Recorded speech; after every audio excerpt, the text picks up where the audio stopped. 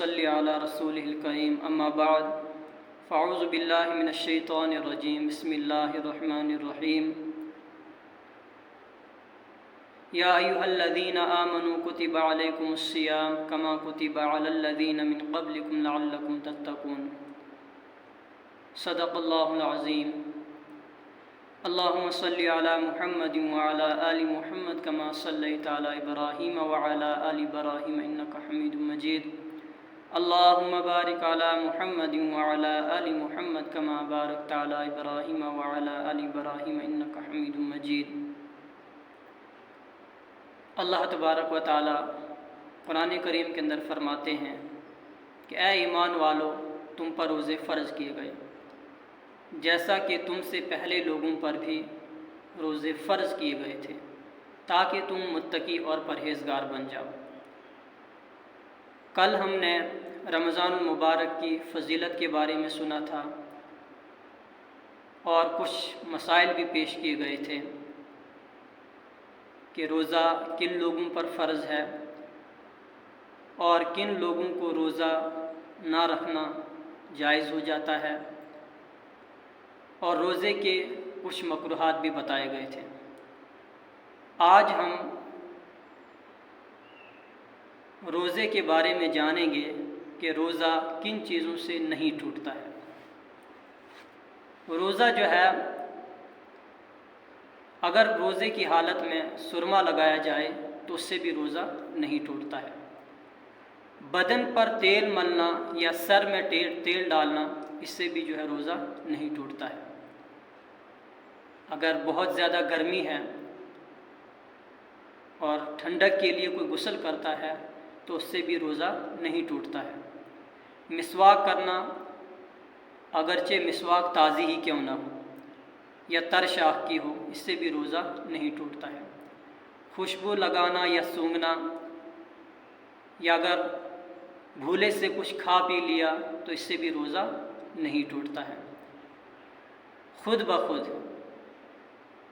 یعنی بلا قصدن اگر کسی کو کیا آتی ہے یعنی الٹی آتی ہے تو اس سے بھی جو ہے روزہ نہیں ٹوٹتا ہے۔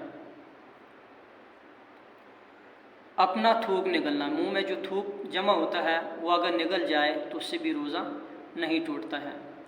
بلا قصدن مکھی یا دھوئیں کا حلق میں چلا جانا، اس سے بھی روزہ نہیں ٹوٹتا ہے۔ اور اگر روزے کی حالت میں انجیکشن لگوایا تو اس سے بھی روزہ نہیں ٹوٹتا ہے۔ آنکھ میں دوا ڈالنا، اس سے بھی روزہ نہیں ٹوٹتا ہے۔ اور اگر سویا ہوا ہے، احتلام ہو جائے تو اس سے بھی روزہ نہیں ٹوٹتا ہے۔ پھر اس کے بعد جو ہے روزے کے کچھ مفسدات ہیں۔ مفسدات یعنی روزہ توڑنے والی چیزیں کہ جن چیزوں سے روزہ ٹوٹ جاتا ہے، اس کی دو قسمیں ہیں۔ ایک وہ جن سے صرف قضا واجب ہوتی ہے،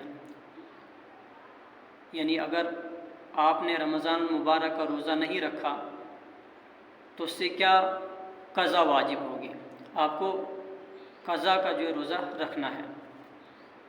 دوسری وہ جن سے قضا اور کفارہ، یعنی قضا بھی واجب ہے اور کفارہ، یہ دونوں چیزیں جو ہے واجب ہو جائیں گی۔ اب ہے وہ چیزیں جن سے صرف قضا واجب ہوتی ہیں، یعنی قضا واجب ہوتی ہے لیکن کفارہ واجب نہیں ہوتا ہے۔ اس میں کیا ہے؟ سب سے پہلی چیز یہ ہے کہ کسی نے زبردستی روزے دار کے منہ میں کوئی چیز ڈال دی اور وہ حلق سے نیچے اتر گئی، تو اس سے کیا ہوگا کہ صرف قضا واجب ہوگی، یعنی ایک ہی روزہ رکھنا پڑے گا۔ یعنی رمضان المبارک کے بعد جو ہے اس کی قضا جو ہوگی وہ ایک روزہ ہوگی۔ روزہ دار کو روزہ یاد تھا اور اس نے کلی کی اور بلا قصدن، یعنی جان بوجھ کر اس نے نہیں کیا، بلا قصدن جو ہے حلق میں پانی چلا گیا، کلی کرتے کرتے حلق کے نیچے جو پانی چلا گیا تو اس سے روزہ یاد تھا، تو اس سے بھی کیا ہوگی؟ قضا واجب ہوگی कफ़ारा वाजिब नहीं होगा, सिर्फ कज़ा एक रोज़ा रखना पड़ेगा रमज़ान मुबारक के बाद। फिर उसके बाद जो है कै आई और कसदन लौटा ली, यानी उल्टी आई और जानबूझकर जो है उसे मुंह में दोबारा ले लिया। फिर है कसदन मुंह भर के क्या करना, यानी जानबूझकर जो है क्या किया, उल्टी आ रही, जानबूझकर जो है उसने क्या किया, मुंह भर के, यानी मुंह भर के मतलब कि जिसे मुंह में रोका ना जाए और निकल जाए। कसदन मुंह भर के क्या करना, कान या नाक में तेल या दवाई डालना। फिर उसके बाद है दांतों से निकले हुए खून का पेट में चले जाना जबकि खून थूक पर गालिब हो, खून थूक पर गालिब हो यानी खून ज़्यादा हो। ये समझ कर के अभी सुबह सादिक नहीं हुई है, सहरी खा ली, फिर मालूम हुआ कि सुबह हो चुकी है तो रोज़ा नहीं हुआ, यानी वक्त निकल गया तो फिर उसके बाद जो है उसने खा पी लिया तो अब रोज़ा नहीं हुआ। अबर या गुबार की वजह से सूरज का गुरूब होना मालूम ना हो सका और ये ख्याल करके सूरज गुरूब हो चुका है, इफ्तार कर लिया, फिर मालूम हुआ कि अभी दिन बाकी है।